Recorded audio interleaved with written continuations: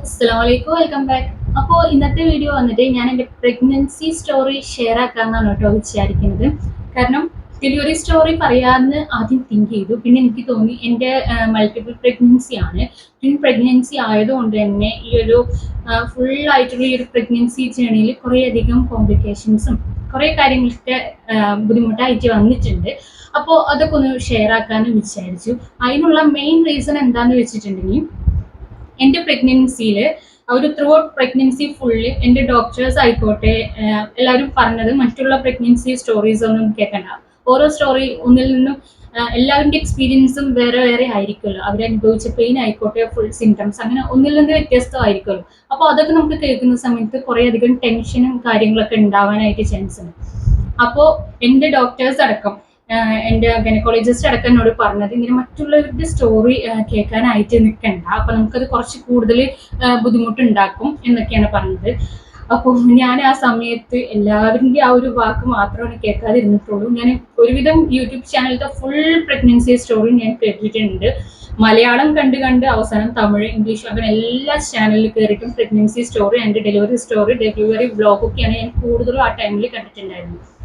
So എനിക്ക് തോന്നിയിട്ടുള്ള ഒരു പേഴ്സണൽ ആയിട്ടുള്ള കാര്യം എന്താണെന്ന് വെച്ചിട്ടുണ്ടെങ്കിൽ, മറ്റുള്ളവരുടെ ഓരോ പെയിൻ എന്ന് പറയുമ്പോൾ ഡിഫറെൻ്റ് ആണെന്ന് പറഞ്ഞല്ലോ, അതൊക്കെ നമ്മൾ കൂടുതൽ മനസ്സിലാക്കി കഴിഞ്ഞ് കഴിഞ്ഞിട്ടുണ്ടെങ്കിൽ നമുക്ക് അങ്ങനത്തെ ഒരു സ്റ്റേജ് നമ്മുടെ ആ ഒരു പ്രഗ്നൻസിയിലോ അല്ലെങ്കിൽ ഡെലിവറി ആ ഒരു സിറ്റുവേഷനിൽ വന്നു കഴിഞ്ഞിട്ടുണ്ടെങ്കിൽ നമുക്ക് അത് മനസ്സിലാക്കിയത് കൊണ്ട് തന്നെ കുറച്ചൊക്കെ ഹാൻഡിൽ ചെയ്യാനും അത് ഓവർകം ചെയ്യാനും പറ്റുമെന്ന് എനിക്ക് പേഴ്സണലി തോന്നിയിട്ടുണ്ട്. അതുകൊണ്ടാണ് കേട്ടോ എൻ്റെ ഈ ഒരു ത്രൂ ഔട്ട് പ്രഗ്നൻസിയിൽ ഉണ്ടായിട്ടുള്ള കുറച്ച് ബുദ്ധിമുട്ടൊക്കെ വെച്ചിട്ട് ഞാനൊരു വീഡിയോ ചെയ്യാമെന്ന് വിചാരിച്ചത്. അപ്പോൾ ഈ ഒരു ഡെലിവറി സ്റ്റോറിയും ഇതിൽ ഇൻക്ലൂഡ് ആക്കാൻ നിന്ന് കഴിഞ്ഞിട്ടുണ്ടെങ്കിൽ ഭയങ്കര ലെങ്ത് ആയിട്ട് പോകും വീഡിയോ. സോ ഇതൊരു പ്രഗ്നൻസി സ്റ്റോറി, ഒരു മൾട്ടിപ്പിൾ പ്രഗ്നൻസി ആയതുകൊണ്ട് തന്നെ ഇതിലുള്ളൊരു കോംപ്ലിക്കേഷൻസ്, സിംറ്റംസ് അങ്ങനെ കുറച്ചധികം കാര്യങ്ങൾ ഉൾപ്പെടുത്തിയിട്ടുള്ളതാണ് ഇന്നത്തെ വീഡിയോ. ഒട്ടും ലേറ്റ് ആകേണ്ട ഇതിലോട്ട് പോവാം. ഞങ്ങൾ പ്രഗ്നൻസി പ്ലാൻ ചെയ്ത് നെക്സ്റ്റ് മന്ത് തന്നെ ഞങ്ങൾക്ക് പോസിറ്റീവ് റിസൾട്ട് കിട്ടിയിട്ടുണ്ട് കേട്ടോ, ഇൻഷാല്ലാ. അപ്പോൾ ആ ഒരു സമയത്ത് ഞാൻ ചിന്തിച്ചിട്ടുള്ള ഒരു കാര്യം എന്താണെന്ന് വെച്ച് കഴിഞ്ഞിട്ടുണ്ടെങ്കിൽ, എൻ്റെ ബർത്ത്ഡേൻ്റെ അന്നാണ്, അതായത് എൻ്റെ ബർത്ത്ഡേ ദിവസമാണ് ഞങ്ങൾക്ക് പ്രഗ്നൻസി പോസിറ്റീവ് ആണെന്നുള്ളത് ഞാൻ ചെക്ക് ചെയ്ത് നോക്കുന്നത്. അപ്പോൾ ബാക്കിയുള്ള ബർത്ത്ഡേ സമയത്തൊക്കെ നമ്മുടെ പേരൻസ് ആയിക്കോട്ടെ, നമ്മുടെ ഹസ്ബൻഡൊക്കെ നമുക്ക് ഗിഫ്റ്റും സർപ്രൈസ് ഒക്കെ ചെയ്യുന്ന സമയത്ത് ഈ ഒരു വർഷത്തെ ഈ ഒരു പ്രഗ്നൻസി റിവീൽ ചെയ്യുന്ന ആ ഒരു ന്യൂസ് അവർക്ക് സർപ്രൈസ് ആയിട്ട് ചെയ്യണം എന്നുള്ളത് എനിക്ക് ഭയങ്കര ഒരു വലിയൊരു ഡ്രീം തന്നെയായിരുന്നു ആ ഒരു ടൈമിൽ. അപ്പോൾ ഞാൻ നെക്സ്റ്റ് മന്ത്, അതായത് എൻ്റെ മാർച്ചിലാണ് ബർത്ത്ഡേ വരുന്നത്, ഫെബ്രുവരി തന്നെ ഞാൻ പടച്ചോനോട് ഏറ്റവും കൂടുതൽ ദുആ ചെയ്തത് എൻ്റെ പ്രഗ്നൻസി പോസിറ്റീവ് ആവുന്നത് മാർച്ച് ആ സമയത്ത് എൻ്റെ ബർത്ത്ഡേ സമയത്ത് തന്നെ അറിയണേ എന്നായിരുന്നു. മാഷാഅല്ലാഹ് എനിക്ക് ആ ദിവസം തന്നെ പോസിറ്റീവ് റിസൾട്ട് കിട്ടിയിട്ടുണ്ടായിരുന്നു കേട്ടോ. അപ്പോൾ നമ്മൾ മുന്നേ ഞാൻ തിങ്ക് ചെയ്ത പോലെ തന്നെ ഈ ഒരു പ്രഗ്നൻസി എല്ലാവരും റിവീൽ ചെയ്യുമ്പോൾ ആ ഒരു പേരൻസിന്റെ റിയാക്ഷൻസ്, നമ്മുടെ ഹസ്ബൻഡിന്റെ, നമ്മുടെ സിസ്റ്റേഴ്സിന്റെ, അങ്ങനെയൊക്കെ അതൊക്കെ നമ്മൾ ഇത് വീഡിയോ ആയിട്ടൊക്കെ എടുത്ത് വെച്ച് കഴിഞ്ഞിട്ടുണ്ടെങ്കിൽ നമുക്ക് കുറേ വർഷങ്ങൾ കഴിഞ്ഞാലും നമ്മുടെ മക്കൾക്കാണെങ്കിൽ അതൊക്കെ കാണുമ്പോൾ ആ ഒരു മൊമെന്റ് ഭയങ്കര പറഞ്ഞറിയിക്കാൻ പറ്റാത്തൊരു ഹാപ്പിനെസ് തരുന്നതാണ്. അപ്പൊ ഞാനത് മുൻകൂറെ തിങ്ക് ചെയ്ത് വെച്ചിട്ടുണ്ടായിരുന്നു. സോ എൻ്റെ ബർത്ത്ഡേന്റെ ഏർലി മോർണിംഗിനാണ് നമ്മൾ യൂറിൻ കിറ്റ് വെച്ചിട്ട് പ്രഗ്നൻസി ടെസ്റ്റ് ചെയ്യുമല്ലോ, അപ്പൊ അത് ചെയ്യാനായിട്ട് പോകുന്നു. അന്ന് ആ നൈറ്റൊന്നും നമുക്ക് ഉറക്കേ ഉണ്ടാവില്ല, അത് എല്ലാ അമ്മമാർക്കും അറിയാം. അത് ആ ചെക്ക് ചെയ്യുന്ന ദിവസം നമുക്ക് ഭയങ്കര ഒരു എക്സൈറ്റ്മെന്റും ഹാപ്പിനെസ് ഒക്കെ ഉള്ള ഒരു മിക്സ്ഡ് ഫീലിങ്സ് ആയിരിക്കും ആ സമയത്ത്. എനിക്ക് തോന്നുന്നു ഒരു 2 മണി, ഒരു 1:30 ആ സമയത്താണ് ഞാൻ പോയിട്ട് ചെക്ക് ചെയ്ത് നോക്കുന്നത്. അപ്പൊ ആ ചെക്ക് ചെയ്യുന്ന സമയത്ത് ആ ഒരു ഇത് പോയിട്ട് ഡ്രോപ്പ് നമ്മൾ ഇതാക്കിയിട്ട് നമ്മൾ അതിലേക്ക് തന്നെ നോക്കിയുള്ള നമ്മളൊരു ഹാർട്ട് ബീറ്റ് അടിക്കുന്ന ഒരു സ്പീഡും കാര്യങ്ങളൊക്കെ അതൊക്കെ എല്ലാ അമ്മമാർക്കും പറഞ്ഞാൽ മനസ്സിലാവും ആ ഒരു ഫീൽ എന്താണെന്നുള്ളത്. ആ 2 ലൈനൊന്ന് റെഡ് ആവാൻ വേണ്ടിയിട്ട് നമ്മൾ ആ നോക്കിക്കൊണ്ടിരിക്കുന്ന ഒരു എക്സൈറ്റ്മെന്റ് ഒക്കെ ആ സമയത്ത് പറഞ്ഞറിയിക്കാൻ പറ്റില്ല. ചിലപ്പോൾ എനിക്ക് തോന്നിയത് എനിക്കൊക്കെ ഭയങ്കര ഒരു വിറയലും ഒരു ടെൻഷനൊക്കെ വന്നിട്ട് അങ്ങനെ ഒരു ഇതായിരുന്നു. രണ്ടും പോസിറ്റീവ് ആയപ്പോൾ ഞാനൊരു 5 മിനിറ്റ് എങ്ങനെ എന്ത് ചെയ്യണോ, അതോ കരയണോ ചിരിക്കണോ എന്നുള്ള ആ ഒരു ഇതിലായിരുന്നു ആ ഒരു ടോയ്ലറ്റിൽ അങ്ങനെ നിന്നിട്ടുണ്ടായിരുന്നു. അതിനുശേഷം ഞാൻ വിചാരിച്ചു ഇന്ന് എൻ്റെ ബർത്ത്ഡേ ആണ്, അപ്പോൾ അത് കാണിച്ചു കൊടുക്കണം, ഇപ്പൊ തന്നെ അത് റിവീൽ ചെയ്യണം. പക്ഷെ ആ ഒരു എക്സൈറ്റ്മെന്റ് കൊണ്ടും ആ ഒരു ഹാപ്പിനെസ് കൊണ്ടും വന്നിട്ട് നമ്മൾ അപ്പം തന്നെ അത് കാണിച്ചു കൊടുത്തു. ഓനും ഭയങ്കര ഹാപ്പിയായി. പിന്നെ നമ്മൾ ചെയ്തൊരു കാര്യം എന്താണെന്ന് വെച്ച് കഴിഞ്ഞിട്ടുണ്ടെങ്കിൽ, പിന്നെ മോർണിംഗ് ആണല്ലോ എൻ്റെ സിസ്റ്റർ ആണെങ്കിലും എല്ലാവരും എഴുന്നേൽക്കുന്നത്, ആ സമയത്ത് കാണിക്കാന്നൊക്കെ പറഞ്ഞിട്ട് അപ്പൊ ഈ ഒരു കിറ്റ് മാത്രം കാണിക്കുമ്പോൾ അത് ഒന്നുകൂടി ഉറപ്പിക്കാൻ വേണ്ടിയിട്ട് ഞങ്ങൾ എന്ത് ചെയ്തു, ഒരു ലാബൊക്കെ ഓപ്പൺ, ഒരു ക്ലിനിക്കൊക്കെ ഓപ്പൺ ആവുന്നതിന് മുന്നേ തന്നെ പോയിട്ട് ഒന്നുകൂടി നമ്മൾ അവിടെ പോയിട്ട് ചെക്ക് ചെയ്തു. അപ്പോഴും പോസിറ്റീവ് റിസൾട്ട് തന്നെയായിരുന്നു. അപ്പൊ നമുക്ക് അവിടെ നിന്നൊരു ഇതൊക്കെ കിട്ടുമല്ലോ. സോ അതൊക്കെ കൊണ്ടുവന്നിട്ടാണ് നമ്മൾ വീട്ടിലേക്ക് വരുമ്പോൾ തന്നെ ഇവിടെ ഇങ്ങനെ വെളിയിൽ നിൽക്കുന്നുണ്ട്. അപ്പോൾ ബർത്ത്ഡേ വിഷ് ചെയ്യാനായിട്ടൊക്കെ നിൽക്കുന്ന സമയത്ത് നമ്മൾ ആ ഒരു എക്സൈറ്റ്മെന്റ് കൊണ്ട് വീഡിയോ എടുക്കാനുള്ളതും മറന്നു, പെട്ടെന്ന് അതങ്ങിട്ട് അവർക്ക് കൊടുക്കുകയാണ് ചെയ്തത്. അപ്പൊ അവരൊക്കെ അത് റെഡി ചെയ്തിട്ട് അവരുടെ ഒരു ഹാപ്പിനെസ് ഒക്കെ പറയുന്നത് ഭയങ്കര ഒരു വലിയൊരു തന്നെയാണ്. അതൊക്കെ നമുക്ക് ആ ഒരു സമയത്ത് ആ ഒരു മൊമെന്റ്സ് ഒക്കെ ഇപ്പോഴും നമ്മുടെ ഇങ്ങനെ, ബാക്കി ഏത് ഭാഗത്ത് നിന്ന് ഡിലീറ്റ് ആയി പോയാലും നമ്മുടെ ഒരു അത് വല്ലാത്തൊരു വൈബ് തന്നെയായിരുന്നു കേട്ടോ. അതിനുശേഷം നെക്സ്റ്റ് ഡേ തന്നെ നമ്മൾ ഹോസ്പിറ്റലിൽ പോയി. അപ്പോൾ എൻ്റെ ഒരു കസിൻസും അല്ലെങ്കിൽ എൻ്റെ ഫാമിലി റിലേറ്റീവ്സ് ഒക്കെ പറഞ്ഞത് വെച്ചിട്ട് മദർ ഹോസ്പിറ്റലിൽ, ഞങ്ങൾ ഇപ്പോൾ തൃശ്ശൂരുള്ള മദർ ഹോസ്പിറ്റൽ നല്ലൊരു ഹോസ്പിറ്റലാണ്. ഡോക്ടേഴ്സ് എല്ലാം നല്ല ഡോക്ടേഴ്സ് ആണ്, എല്ലാവർക്കും നല്ല ഡോക്ടേഴ്സ് തന്നെയാണ്. അപ്പം അങ്ങനെ പറഞ്ഞിട്ട് നമ്മൾ അങ്ങോട്ടാണ് പോയിട്ടുണ്ടായിരുന്നത് കേട്ടോ. അപ്പൊ എൻ്റെ ഡോക്ടർ വന്നിട്ട് ഡോക്ടർ ബിന്ദു മാം ആയിരുന്നു. അടിപൊളി ഡോക്ടറാണ് കേട്ടോ. എനിക്ക് തോന്നുന്നു ഞാൻ എൻ്റെ ഒരു ത്രൂ ഔട്ട് പ്രഗ്നൻസിൽ ഒരു 7 months വരെ ഞാൻ കാണിച്ചിട്ടുണ്ടായിരുന്നത് ഡോക്ടർ ബിന്ദു മാമിനെ തന്നെയായിരുന്നു. ഭയങ്കര വൈബുള്ള ഡോക്ടർ തന്നെയാണ് കേട്ടോ. തൊട്ട് നെക്സ്റ്റ് ഡേ തന്നെ നമ്മൾ മദർ ഹോസ്പിറ്റലിൽ പോയി. അപ്പോൾ അവിടെ ചെക്ക് ചെയ്തപ്പോഴും പോസിറ്റീവ് തന്നെയായിരുന്നു. അപ്പോൾ നമ്മളോട് ഡോക്ടർ നെക്സ്റ്റ് പറഞ്ഞത് എന്താണെന്ന് വെച്ചിട്ടുണ്ടെങ്കിൽ ബ്ലഡ് കൊടുത്തിട്ട് β-HCG കൂടി ചെക്ക് ചെയ്യണം എന്ന് പറഞ്ഞിട്ടുണ്ടായിരുന്നു കേട്ടോ. അപ്പോൾ നമ്മൾ ബ്ലഡ് കൊടുത്തിട്ട് പോവുകയാണ്. പോകുന്ന സമയത്ത് റിപ്പോർട്ട് വൈകുന്നേരം കിട്ടുന്നോ അല്ലെങ്കിൽ നാളെ കിട്ടുന്നതാണ് പറഞ്ഞത്. സോ ഒരു 2 weeks കഴിഞ്ഞിട്ട് ഒന്നുകൂടി വരാനായിട്ട് പറഞ്ഞു. ആ വരുന്ന സമയത്ത് ഫസ്റ്റത്തെ എർലി പ്രഗ്നൻസി സ്കാൻ കൂടി ചെയ്തിട്ട് അതിന്റെ റിപ്പോർട്ടും കൊണ്ടാണ് വരേണ്ടത് എന്നാണ് പറഞ്ഞിട്ടുണ്ടായിരുന്നു. സോ നമ്മൾ അന്ന് മുതൽ പിന്നെ നമ്മളൊരു പാരന്റ്സ് ആവാൻ പോവാണ് അല്ലെങ്കിൽ ഒരു ഉമ്മയാവാൻ പോവാണെന്നൊക്കെ പറയുമ്പോൾ പിന്നെ നമ്മുടെ കെയറിങ്, ആ ഒരു കിട്ടുന്ന കെയറിങ്ങും അല്ലെങ്കിൽ നമ്മുടെ ശ്രദ്ധയൊക്കെ കുറച്ചും കൂടി ഭയങ്കരമായിരിക്കും. നമ്മൾ അത്രത്തോളം ഇങ്ങനെ എന്താ പറയുക, നമ്മൾ എത്ര ആക്റ്റീവ് ആണെങ്കിലും ഓടിച്ചാടി നടക്കുകയാണെങ്കിൽ പോലും നമ്മൾ കുറച്ച് ശ്രദ്ധ വെക്കും. ഇനി നമ്മുടെ വീട്ടിൽ ബേബി ഉണ്ട്, ഇനി നമ്മൾ കുറെ കാര്യങ്ങൾ ശ്രദ്ധിക്കണം എന്നൊക്കെ പറഞ്ഞിട്ടാണ്. അപ്പോൾ എൻ്റെ ഒരു പ്രഗ്നൻസിയിൽ ആ ഫസ്റ്റ് ടൈം ഒന്നും സിംറ്റംസ്, നമ്മൾ പോസിറ്റീവ് റിസൾട്ട് കിട്ടിയ സമയത്തൊന്നും ഒരു 2 weeks 3 weeks ഒന്നും ഒരു തരത്തിലുള്ള സിംറ്റംസും ഉണ്ടായിരുന്നില്ല. ആ ഒരു സമയത്ത് എനിക്ക് ഏറ്റവും കൂടുതൽ ക്രാംസ് ആയിട്ട് തോന്നിയിട്ടുള്ളത് ഈ സ്പൈസസ്, ബിരിയാണി കഴിക്കാൻ ഭയങ്കര ഒരു ആഗ്രഹമായിരുന്നു. അറിഞ്ഞ ആ ടൈമിൽ എനിക്ക് ബിരിയാണിനോടൊന്നും അത്ര വലിയ താല്പര്യം ഇല്ലാത്ത ആളാണ്. ഇപ്പൊ ബിരിയാണി കുഴിമന്തി അതിനോടൊന്നും താല്പര്യം ഇല്ലാത്തതാണ്. ചോറ് ഭയങ്കര ഇഷ്ടമാണ്. പക്ഷെ ചോറിൽ നിന്ന് ഡിഫറെന്റ് ആയിട്ട് ഈ ബിരിയാണിനോട് ഭയങ്കര ഇഷ്ടമായിരുന്നു. എവിടെ ബിരിയാണി കണ്ടാലും ബിരിയാണി എന്നുള്ളൊരു ഇത് മാത്രമാണ് ആ ഫസ്റ്റ് സിംറ്റംസ് ആയിട്ട് ഉണ്ടായിരുന്നത്. നമുക്ക് പിറ്റേ ദിവസം β-HCG റിപ്പോർട്ട് കിട്ടി. റിപ്പോർട്ട് കിട്ടിയപ്പോൾ അതിൽ വാല്യൂ എന്ന് പറഞ്ഞത് ഒരു കുറച്ച് വലിയൊരു വാല്യൂ ആയിരുന്നു. സോ എനിക്ക് അതിനെക്കുറിച്ച് കുറച്ചൊക്കെ അറിയായിരുന്നു, വലിയ ധാരണ ഇല്ലെങ്കിലും നമ്മൾ അത് കിട്ടിക്കഴിഞ്ഞ റിപ്പോർട്ട് കിട്ടിയപ്പോൾ ഒന്നും കൂടി വീഡിയോസും കണ്ടപ്പോൾ കറക്റ്റ് എനിക്ക് ഒരു ഡൗട്ട് തോന്നിയതാണ് കേട്ടോ. കാരണം നമുക്ക് β-HCG വാല്യൂ ഇത്ര വാല്യൂ ആണെങ്കിൽ അതിൽ കൂടുതലാണെങ്കിൽ മൾട്ടിപ്പിൾ പ്രഗ്നൻസി എന്നൊക്കെ വീഡിയോയിൽ എല്ലാ ഡോക്ടേഴ്സും പറയുള്ളൂ. സോ നമ്മൾ പഠിക്കുന്ന സമയത്ത് ചെറിയൊരു അറിവൊക്കെ ഉണ്ടായിരുന്നു. ക്ലിയർ ആക്കാൻ വേണ്ടി വീഡിയോസ് ഒക്കെ കണ്ട സമയത്ത് ഇതേപോലെ തന്നെയായിരുന്നു. വലിയൊരു വാല്യൂ ആണെങ്കിൽ ആ വാല്യൂ ഡബിൾ ഇരട്ടി, നെക്സ്റ്റ് ഡേ കഴിഞ്ഞ് ഡബിൾ ഇരട്ടി ആവുന്നുണ്ടെങ്കിൽ അത് മൾട്ടിപ്പിൾ പ്രഗ്നൻസി ആണെന്ന് പറയുന്നത്. ഞാൻ ആ വാല്യൂ കണ്ടപ്പോൾ പോയിന്റ് ഭയങ്കര കൂടുതലായതുകൊണ്ട് തന്നെ ഒരു 2 days ഞാൻ നിന്നതിന് ശേഷം നമ്മൾ ഇവിടെയുള്ള ലാബിൽ വീണ്ടും β-HCG കണ്ടിന്യൂ ചെയ്തു. സോ അത് ഞാൻ ആ റിപ്പോർട്ട് കിട്ടിയ ശേഷം അതിന്റെ വാല്യൂ നോക്കിയ സമയത്ത് കറക്റ്റ് ആണ്, ഡബിൾ ഇരട്ടിയും കൂടുതലായിട്ടുണ്ട് ആ വാല്യൂ എന്ന് പറയുന്നത്. അപ്പൊ മുതൽ ഞാൻ കൂടുതൽ വീഡിയോസ് കാണാനായിട്ട് തുടങ്ങിട്ടോ. അപ്പൊ അതിലൊക്കെ പറയണത് ഡബിൾ ഇരട്ടി ആയിക്കഴിഞ്ഞാൽ പ്രഗ്നൻസി തന്നെയാണെന്നാണ് പറയുന്നത്. പക്ഷെ ആ ഒരു ഞാൻ അങ്ങനെ ചെക്ക് ചെയ്തതും കാര്യങ്ങളൊന്നും ഞാൻ ആരോടും പറഞ്ഞില്ല. മീൻസ് ഹസ്ബൻഡിനോട് പറയണമെന്നുണ്ടായിരുന്നു, പക്ഷെ ഞാൻ പറഞ്ഞില്ല. വെറുതെ ഒരു പറഞ്ഞിട്ടൊരു ഹോപ്പ് കൊടുത്തിട്ട് കാര്യമില്ലല്ലോ എന്ന് ചിന്തിച്ചത് കൊണ്ട് ഞാൻ ആ സമയത്തൊന്നും പറഞ്ഞിട്ടുണ്ടായിരുന്നില്ല.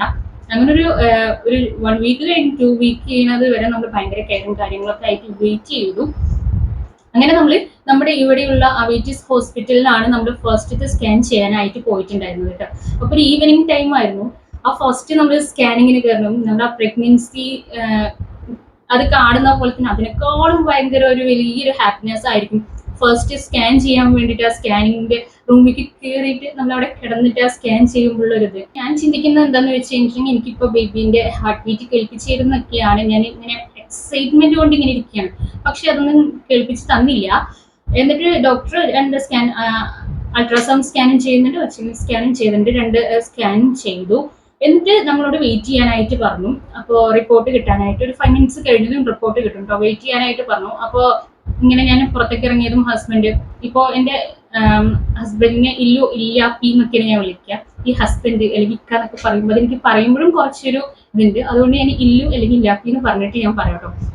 അപ്പൊ ഇവനോട് ഞാൻ പറയണേ, എനിക്ക് ഹാർട്ട് ബീറ്റ് കേൾപ്പിച്ചു തന്നില്ല, അതെന്താ അങ്ങനെ ചെയ്തേ എന്നൊക്കെ ചോദിക്കുകയാണ്. അപ്പൊ കുറച്ച് കഴിയുമ്പോഴേക്കും നമുക്ക് റിപ്പോർട്ട് കിട്ടിയപ്പോൾ ഞാൻ ജസ്റ്റ് ഡോക്ടർ ഇങ്ങനെ ഇറങ്ങി വരികയാണ് എന്റെ സ്കാൻ കഴിഞ്ഞ്. അപ്പൊ ഞാൻ ചോദിച്ചാൽ ഹാർട്ട് ബീറ്റ് കേൾപ്പിച്ചു തന്നില്ല. അപ്പോൾ ഡോക്ടർ പറയാണ് ഫീറ്റൽ പോള് കാര്യങ്ങളൊന്നും ആയിട്ടില്ല, നോട്ട് വിഷ്വലൈസർ തന്നെയാണ്, നെക്സ്റ്റ് സ്കാനിങ്ങിൽ ആകുമ്പോഴേക്കും നമുക്ക് അറിയുള്ളൂ എന്ന് പറഞ്ഞു. അപ്പൊ ഓക്കെ എന്ന് പറഞ്ഞു. അത് കഴിഞ്ഞിട്ട് നമ്മളോട് പറയുന്നില്ല, അപ്പോഴും ട്വിൻസ് ആണ് എന്നുള്ളത് പറയുന്നില്ല. ഞാൻ ആ റിപ്പോർട്ട് നോക്കിയപ്പോൾ അതിലിങ്ങനെ ഇതേപോലെ ജസ്റ്റേഷണൽ സാക്സ് രണ്ടാണ് എന്നൊക്കെ പറയുന്നുണ്ട്. അതിന്റെ താഴെയായിട്ട് എഴുതിയിട്ടുണ്ട് DCD ട്വിൻസ് ആണ് എന്നൊക്കെ പറഞ്ഞിട്ട് ആ റിപ്പോർട്ടിന്റെ ഇംപ്രഷനിൽ എഴുതി വെച്ചിട്ടുണ്ട്. അപ്പോൾ എനിക്ക് കൂടുതൽ ഡൗട്ട്സ് ഇങ്ങനെ കൂടുതലാവുകയാണ്. അപ്പൊ ഞാൻ ലുവിനോട് ഇങ്ങനെ പറഞ്ഞു, ഇങ്ങനെ ഞാൻ വീഡിയോ കണ്ടപ്പോൾ ഇതിൽ കണ്ടില്ലേ 2 ജസ്റ്റേഷണൽ സാക്സ് ഒക്കെയാണ് കാണിക്കുന്നത്, അപ്പോൾ അത് മൾട്ടിപ്പിൾ പ്രഗ്നൻസി ട്വിൻസ് അല്ലേ, അതേപോലെ DCD ട്വിൻസ് എന്നൊക്കെയാണല്ലേ പറയണെന്നൊക്കെ പറഞ്ഞു. അപ്പൊ ആൾക്ക് അതിനെ കുറിച്ച് വലിയ ധാരണയും കാര്യങ്ങളൊന്നുമില്ല. അപ്പൊ നമ്മൾ റിപ്പോർട്ട് അപ്പൊ തന്നെ ഡോക്ടർക്ക് അയച്ചു കൊടുക്കാന്ന് വിചാരിച്ചു. വേണ്ട, നെക്സ്റ്റ് ഡേ നമുക്ക് പോയി കാണാം, എന്തായാലും പോകാനായിട്ട് പറഞ്ഞിട്ടുണ്ട്. സോ നെക്സ്റ്റ് ഡേ തന്നെ നമ്മൾ ഹോസ്പിറ്റലിലേക്ക് പോയി. മദർ ഹോസ്പിറ്റലാണ്. അപ്പോൾ മാമിനോട് കാണിച്ചപ്പോൾ മാം പറഞ്ഞു, ഇരട്ടി സന്തോഷമാണല്ലോ, ഒരാളല്ലല്ലോ രണ്ടാളുണ്ടല്ലോ എന്ന് പറഞ്ഞു. അപ്പോഴാണ് ആൾക്കെടുക്കും ഭയങ്കര അയ്യോ എന്നുള്ളത്. നമ്മൾ പറഞ്ഞിരുന്നു, പക്ഷെ അത് കൺഫർമേഷൻ ചെയ്യണമെങ്കിൽ അത് ഡോക്ടർ തന്നെ പറയണല്ലോ. അപ്പൊ അങ്ങനെ പറഞ്ഞു. എന്നിട്ട് അപ്പോൾ നമ്മൾ ആ ഒരു രണ്ടാളാണെന്ന് പറയുമ്പോൾ പോലും ഭയങ്കര ഒരു സന്തോഷം, ഇങ്ങനെ കുറെ സന്തോഷത്തിന്റെ ഒരു മൊമെന്റ്സ് നമുക്ക് ആ ഒരു പ്രഗ്നൻസിൽ കുറേ ഇതുണ്ടാവും. അപ്പൊ അത് കേട്ടപ്പോ എന്നോട് ഡോക്ടറും അതുപോലെ തന്നെ തൊട്ടടുത്ത് നിൽക്കുന്ന നമ്മുടെ നേഴ്സും പറഞ്ഞു, ഇപ്പോ പറഞ്ഞു കഴിഞ്ഞാൽ 5 വീക്സിലത്തെ സ്കാനിങ് ആണ് കഴിഞ്ഞത്. അപ്പോൾ ഡോക്ടർ പറഞ്ഞു, ഈ ഒരു ന്യൂസ് ഇപ്പൊ മൾട്ടിപ്പിൾ പ്രഗ്നൻസി ആണ് അല്ലെങ്കിൽ ഒരു ട്വിൻസ് ആണ് എന്നുള്ളത് ആരോടും ഇപ്പൊ ഷെയർ ചെയ്യാനായിട്ട് നിൽക്കണ്ട, നിങ്ങൾ രണ്ടുപേരും മാത്രം അറിഞ്ഞാൽ മതി. അതായത് ഇപ്പൊ നിങ്ങളുടെ പേരൻസിനോട് പോലും പറയാനായിട്ട് നിൽക്കണ്ട. കാരണം ഈ ഒരു ട്വിൻസിൽ ഈ ഒരു സംഭവം നമ്മുടെ ഫീറ്റൽ പോളും കാര്യങ്ങളൊന്നും ഇതായിട്ടില്ല. അപ്പോൾ ചിലവർക്ക് അത് പിടിച്ച് കിട്ടുള്ളൂ, ചിലവർക്ക് അത് ചിലപ്പോൾ ഉണ്ട് എന്നുള്ളതിലത്തെ ഒരെണ്ണം പോയാലും ആ ഒരെണ്ണം ഒക്കെ പിടിച്ച് കിട്ടാൻ കുറച്ച് ടൈം എടുക്കാറുണ്ട്. ഒരു 1 വീക്ക് 2 വീക്ക് കഴിഞ്ഞിട്ട് നമുക്ക് ഹാർട്ട് ബീറ്റും അതൊക്കെ അറിഞ്ഞാൽ മാത്രമേ അത് പിടിച്ച് കിട്ടിയെന്ന് അറിയുള്ളൂ. സോ ഈ ഒരു വിവരം ആരോടും പറയാനായിട്ട് നിൽക്കണ്ട, നമ്മൾ മാത്രം അറിഞ്ഞാൽ മതി എന്ന് പറഞ്ഞു. പക്ഷെ എൻ്റെ ഒരു രീതി വെച്ചിട്ട് എനിക്ക് ഭയങ്കര എക്സൈറ്റ്മെന്റും ഈ സർപ്രൈസ് ആയിക്കോട്ടെ ഇങ്ങനെയുള്ള കാര്യങ്ങളൊന്നും ഇങ്ങനെ മനസ്സിൽ നിൽക്കാത്തൊരു ടൈപ്പാണ്. എന്തുണ്ടെങ്കിലും പെട്ടെന്ന് പറയണം, പെട്ടെന്ന് പേരൻസിനോടാണെങ്കിലും ഇതിനോടാണെങ്കിൽ പറയണം എന്നുള്ളൊരു മൈൻഡ് ഉള്ളത് കൊണ്ട് തന്നെ നമ്മൾ അത് വീട്ടിൽ വന്നതും പോകുന്ന വഴിയിൽ തന്നെ വിളിച്ചിട്ട് ഉമ്മാനോട് പറഞ്ഞു ട്വിൻസ് ആണെന്ന് പറഞ്ഞു. അപ്പൊ അവര് അയ്യോ ഭയങ്കര സന്തോഷം, ഹാപ്പിനെസ്. അത് കഴിഞ്ഞിട്ട് അവർ ആ സന്തോഷമൊക്കെ കഴിഞ്ഞിട്ട് മെല്ലെ വരണുണ്ടാവും, പതുക്കെ വരണുണ്ടാവും, റോഡ് മോശം അങ്ങനെയൊക്കെ പറയുമ്പോൾ ഞാൻ പറയും ആരോടും പറയണ്ടെന്ന് ഡോക്ടർ പറഞ്ഞിട്ടുണ്ട്. സോ ഇക്കാടെ വീട്ടിലേക്ക് അപ്പൊ നമ്മൾ ആ ഒരു ഇൻഫർമേഷൻ പാസ്സാക്കിയിട്ടുണ്ടായിരുന്നില്ല. എൻ്റെ ഉപ്പാനും ഉമ്മാനെയും മാത്രമേ അറിയിച്ചിട്ടുണ്ടായിരുന്നുള്ളൂ. വീട്ടിൽ വന്നതിന് ശേഷം നമ്മൾ വൈകിട്ട് ഇക്കാടെ ഉമ്മാനെ അറിയിച്ചു. ഇക്കാടെ ഉപ്പയും ബ്രദറും പുറത്തായിരുന്നു. അപ്പൊ ഇക്കാടെ ഉമ്മാനെ മാത്രം വിളിച്ചിട്ട് അതും അറിയിച്ചു. അത് കഴിഞ്ഞിട്ട് നമ്മളോട് നെക്സ്റ്റ് പറഞ്ഞത് ട്വിൻസ് പ്രഗ്നൻസി ആയതുകൊണ്ട് തന്നെ നോർമലി നമുക്ക് ബേബി ഉള്ളവർക്കും ഇതേപോലെ മെയിൻ ആയിട്ടുള്ള scanning first early pregnancy, NT scan, anomaly scan, പിന്നെ ഗ്രോത്ത് അങ്ങനെയൊക്കെ ആണല്ലോ. എൻ്റെ ട്വിൻ പ്രഗ്നൻസി ആയതുകൊണ്ട് തന്നെ നമ്മളോട് മാം പറഞ്ഞിട്ടുണ്ടായിരുന്നു മന്ത്ലി സ്കാൻ ഉണ്ടാവും, ജസ്റ്റ് ബേബീസിന്റെ ഗ്രോത്ത് അറിയാനാണ്, അവർക്ക് എന്തെങ്കിലുമൊക്കെ ബുദ്ധിമുട്ടുണ്ടോ എന്നുള്ളത് അറിയാനാണ്. അപ്പോൾ നമ്മൾ DCD ട്വിൻസ് എന്ന് അറിഞ്ഞത് കൊണ്ട് തന്നെ നമുക്ക് അറിയാൻ കഴിഞ്ഞു അതിനോട് ഐഡന്റിക്കൽ ട്വിൻസ് ആണല്ലോ. അപ്പം മുതലുള്ള എൻ്റെ ഒരു വലിയൊരു ആഗ്രഹം, ഞാൻ എപ്പോഴും ചെയ്യുന്ന കാര്യം എന്താണെന്ന് വെച്ചിട്ടുണ്ടെങ്കിൽ നോൺ ഐഡന്റിക്കൽ ട്വിൻസ് DCD ആണെന്ന് അറിഞ്ഞപ്പോൾ മുതലുള്ള എൻ്റെ ഒരു വലിയ ഇതായിരുന്നു പഠിച്ചതിന് ഒരു ആൺകുട്ടിയും പെൺകുട്ടിയും ആക്കണം എന്നുള്ളത്. MCDD MCMA എന്നൊക്കെ പറയുമ്പോൾ നമുക്കറിയാം ഇത് നോൺ ഐഡന്റിക്കൽ ആയതുകൊണ്ട് തന്നെ നമുക്ക് ആൺകുട്ടിയും പെൺകുട്ടിയും ആകാം എന്നുള്ളൊരു ഓപ്ഷൻ ഉള്ളത് കൊണ്ട് തന്നെ പഠിച്ചവനോട് ഏറ്റവും കൂടുതൽ ചെയ്തിട്ടുള്ള കാര്യം ഒരു ആൺകുട്ടി ഒരു പെൺകുട്ടി ആവണേ എന്നുള്ളതായിരുന്നു. അങ്ങനെ നമ്മുടെ ഫസ്റ്റത്തെ ഒരു ട്രൈമസ്റ്ററിലേക്ക് ഇനി കിടക്കുകയാണ്. ഇനിയാണ് നമുക്ക് സിംറ്റംസും കുറെ ബുദ്ധിമുട്ടുകളൊക്കെ വരുന്നത്. പിന്നെ അവിടെ നിന്ന് അങ്ങോട്ട് നമ്മുടെ ഈ ഒരു ഫസ്റ്റ് ട്രൈമസ്റ്റർ 1 to 3 months എനിക്ക് ഉണ്ടായിരുന്ന സിംറ്റംസ് എന്ന് പറയുന്നത് വൊമിറ്റിങ് ഫസ്റ്റ് ട്രൈമസ്റ്ററിൽ ഒട്ടും ഇല്ലായിരുന്നു.